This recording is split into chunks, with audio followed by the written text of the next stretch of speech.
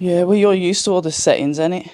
Yeah, we was just talking. You know what? Welcome, Abs of October Are we Red. on? Yeah, it's recording. Thanks for coming over, What's the kind of Johnny. bit about Puff Daddy getting back burner? I might use that as the headline.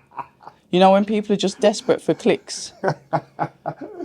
Johnny Nelson says, do you know what I mean? Have you been following the Puff Daddy stuff? I've never liked him. Why? When Biggie Smalls died, I always thought he had something to do with it.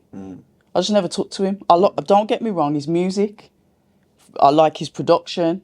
I didn't really like his rapping. He weren't really much of a rapper, but his production was good. He brought out some good groups, 112, you know, the Girls, Total. We had Mace. You know, he was doing some really good remixes.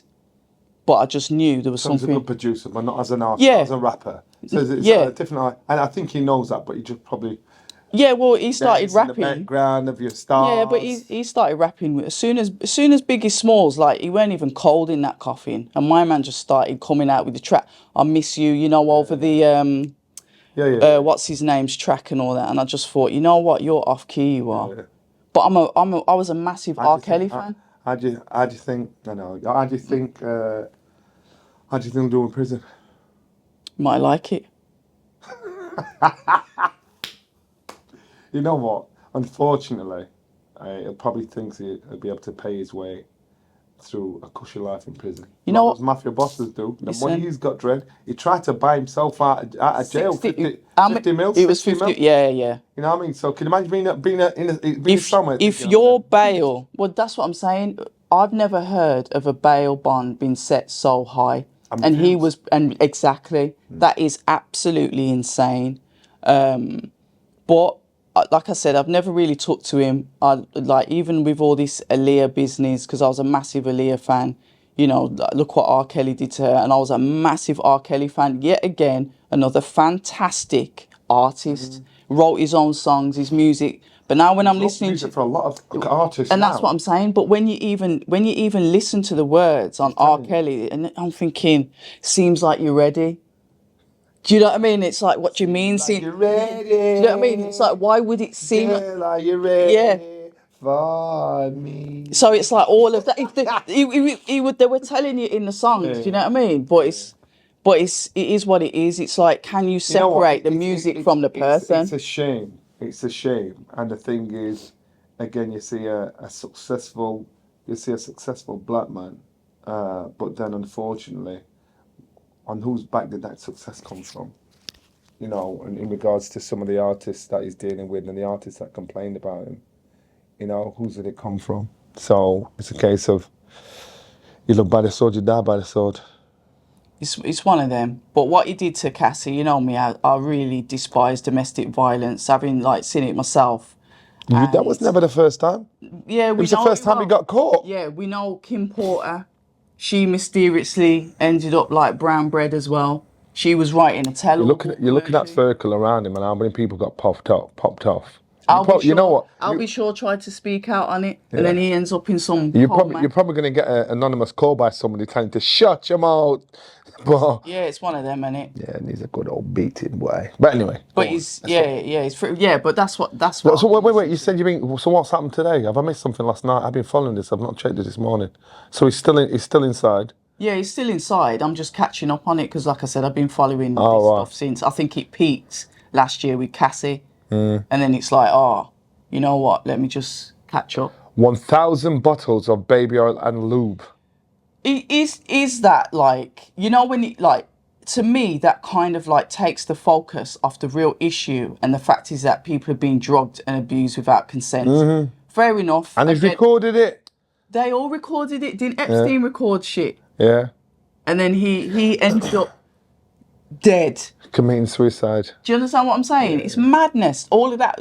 That's why sometimes, you know what, Johnny? When I was young, I used to think, I want to be rich. I want, that money, and I want. Bro, keep it. Yeah. No, but it's a price. No, money's like religion. Money's like religion. It gets blamed for human behaviour.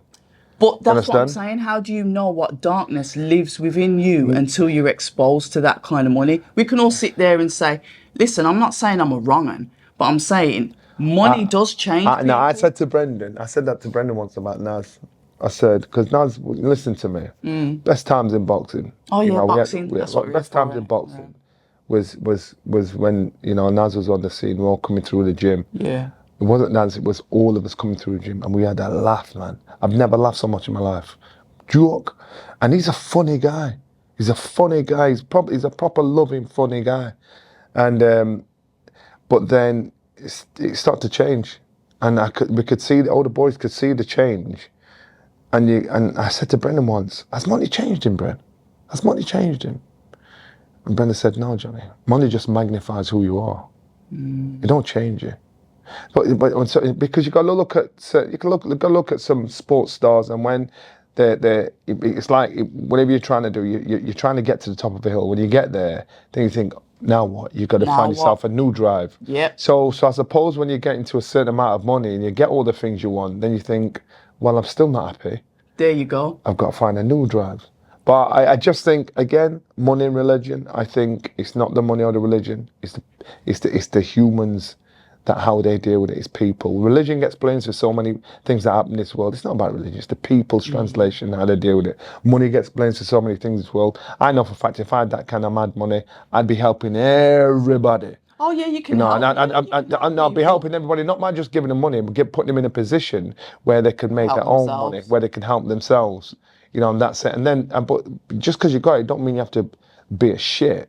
I just think, but then some people will look at some of your behaviour as shitty behaviour because you think, well, what about me? So you can't be everybody's cup of tea. Yeah, I get that, but I just think sometimes, like, I just think, you know what, you can keep it. So have you gone from rags to riches? Did it change your personality? Let us know. We're supposed to be talking about boxing, but there's so many different beautiful... Well, how many people are going to admit it's changed their personality? Those that have had a change, where they've had that realisation, and they're accountable. Accountability is such a massive word now. I think people are actually starting to take notice of what that actually means to be accountable for your actions. You know, but when I do talks and go around the country talking to people, do motivational talks, and speak to younger people and say to them, you've got to find out what makes you happy. And I found out, and looking back, you think, you know what? If you tell people what your wealth is, you're telling them your weakness. Weakness. Because what's important to you? Money.